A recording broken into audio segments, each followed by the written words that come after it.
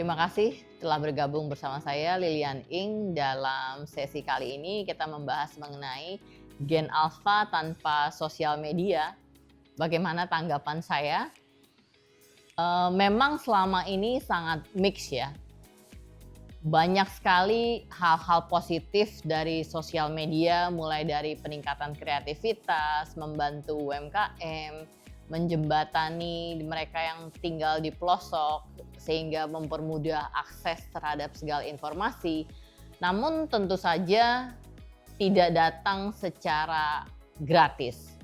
Banyak sekali konsekuensi-konsekuensi negatif, terutama bagi kaum muda, anak-anak, remaja di bawah usia 16 tahun yang memang masih rentan untuk membedakan informasi yang benar dengan informasi yang salah, untuk mengetahui yang mana yang baik bagi mereka, dan mudah sekali diselusupi informasi-informasi yang tentu saja membuat khawatir masyarakat dan seluruh penduduk, mulai dari sexual harassment, kebohongan, penipuan, hingga bullying dan rundungan serta banyak lagi hal-hal negatif lainnya.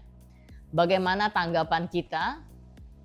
Kalau kita lihat beberapa negara, Australia, Malaysia, Australia tahun lalu sudah menerapkan pembatasan, Malaysia dan Indonesia tahun ini juga membatasi anak-anak di bawah usia 16 tahun untuk punya akses terhadap social media account.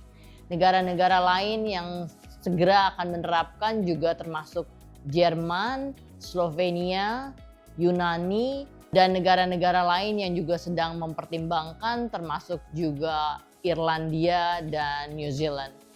Tentu saja hal ini penuh dengan alasan yang baik untuk memastikan anak-anak hanya mendapatkan informasi yang baik dalam masa pertumbuhan mereka.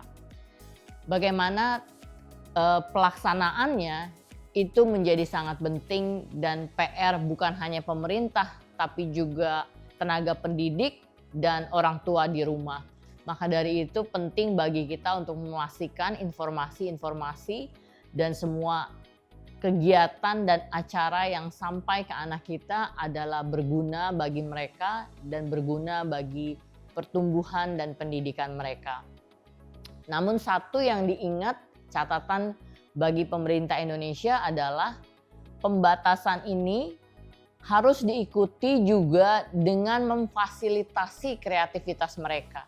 Contohnya, saya sering sekali menekankan berulang-ulang alokasi dari anggaran MBG yang itu sebetulnya bisa digunakan untuk membantu memberikan kegiatan-kegiatan yang positif bagi anak didik kita. Mulai dari yang pertama, memberikan beasiswa bagi para tenaga pendidik, kemudian yang kedua, memberikan beasiswa bagi para anak-anak sekolah sehingga mereka lebih aktif. Siswa-siswa yang berprestasi diberikan beasiswa. Kemudian yang ketiga, mereka difasilitasi kreativitas mereka. Contohnya saja diadakan lomba olimpiade matematika, fisika, seni rupa, olahraga. Kemudian yang keempat tentu saja dibangun fasilitas yang memadai, mulai dari fasilitas olahraga, fasilitas seni, fasilitas lab. Sehingga kegiatan-kegiatan positif ini mereka merasa dihargai, mereka merasa diperhatikan, dan mereka merasa ada saluran untuk mereka mengekspresikan dalam kegiatan-kegiatan yang positif. Jadi bukan hanya mereka dilarang, tapi lebih kita membuat fasilitasi mereka untuk kegiatan-kegiatan yang lebih positif dan berdampak baik bagi mereka saat ini dan ke depannya. Terima kasih.